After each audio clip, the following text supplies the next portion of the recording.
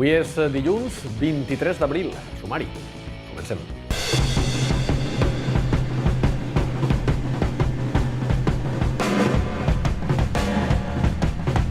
El col·lectiu Pense Pensions Dignes torna a mobilitzar-se per demanar unes pensions dignes i suficients. Divendres mostraren la seva oposició a la proposta de la Comissió Europea sobre el producte europeu de pensions privades. Hola, bona vesprada. Comencem este temps de notícies contant-los que el col·lectiu Pense Pensions Dignes va tornar a mobilitzar-se divendres passat per demanar unes pensions dignes i suficients. Esta vegada, a més, va mostrar el seu rebuig a la proposta de la Comissió Europea sobre el producte europeu de pensions privades. Un divendres més, el col·lectiu Pense Pensions Dignes de Sueca es va concentrar a la plaça de l'Ajuntament per reivindicar unes pensions dignes i suficients.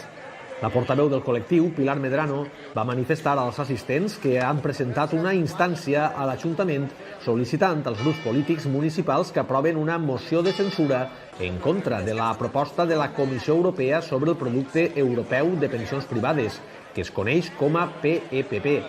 D'aprovar-se, segons este col·lectiu, suposaria un pas més cap al desmantellament del sistema públic de pensions espanyol i a favor d'un sistema privat de pensions individual. La portaveu va explicar que l'objectiu del producte europeu de pensions privades és la creació d'un mercat de capitals europeus. Per tant, no es tracta d'un instrument de protecció social, sinó d'un mecanisme d'acumulació de capitals. Per promoure'l, recorda Pense Pensions Dignes, la Comissió Europea exigeix que els estats membres establisquen desgravacions fiscals per les aportacions als plans de pensions. Segons Pense Pensions Dignes, este sistema sols afavoreix els salaris alts i les rendes del capital i perjudica els treballadors amb nòmines baixes, que són, diu, la majoria dels joves que poc podran aportar i, per tant, tampoc desgravar-se.